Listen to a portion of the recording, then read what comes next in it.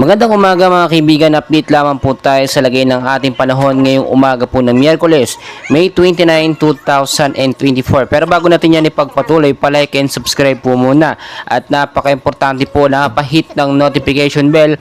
Maraming salamat po. Patuloy po nating minomonitor ito nga pong paglabas ni Bagyong Aghon sa ating Philippine Area of Responsibility. And as of now, tuloy-tuloy po mapag-move niya dito po pa-northwestward over the Philippine Sea po. Muli pong namata na itong si Bagyong Aghon mga kaibigan na may layo na lamang po na 690 kilometers east of northeast of Basco, Batanes po. Or kaya naman mga kaibigan sa kabilang parte 695 kilometers east of Itbayat, Batanes po mga kaibigan. Ang hangin po niya ngayon ay nasa 130 kilometers per hour na lamang po, malapit pa rin sa sentro na may bugso naman pong pumapalo sa 160 kilometers per hour pa northwestward sa bilis po na 30 kilometers per hour. Kung titignan po ninyo, ito ay talagang ilang oras na lang po simula ngayon. Within 12 to 48 hours ay nakalabas na po ito ng Philippine Area of Responsibility. Pero ngayong araw po ng Miyerkules mga kaibigan,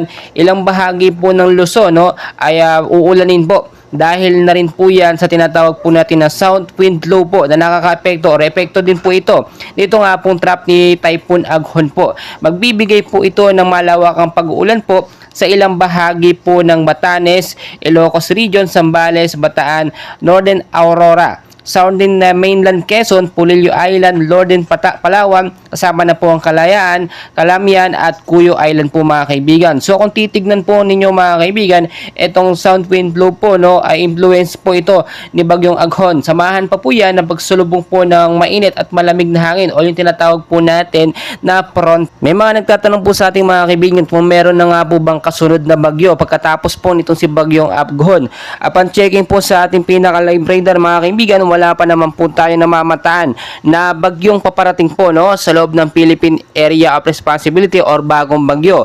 But kung titignan po ninyo, bandang Silangang Mindanao, meron po mga nabubuong mga cloud cluster or kumpol na kaulapan na posible pong maging active LPA or kapag lumakas po ito within 40 to 50 kilometers per hour ng hangin na ay maituturing po natin ito bilang isang bagyo or pangalawang bagyo na tatawagin pong Bagyong Butchoy. So mga kaibigan, lagi ko pong pinapaalala, maging handa po tayo anumang oras. Kalalabas lamang po, palabas pa lang itong si Bagyong Aghon, Typhoon Aghon sa ating Philippine Area of Responsibility at nagdulot po ito ng malawakang pag-ulan sa ilang bahagi po ng Luzon, Visayas at Mindanao. Sa ilang bahagi naman po ng Metro Manila, sa Luzon, hindi naman nakaranas lahat po ng malawakang pag-ulan. At ang iba nga po, hinihiling na magkaroon pa ulit ng isang bagyo na mahina lamang para makapagbigay po ng pag-ulan sa ating mga kalupaan, lalo na po sa ating mga magsasaka. Well mga kaibigan, marami pa po tayong kaganapan, so dyan lamang po kayo. Mamaya po ulit, meron tayong update patungkol sa lagay ng ating panahon. Magandang umaga po.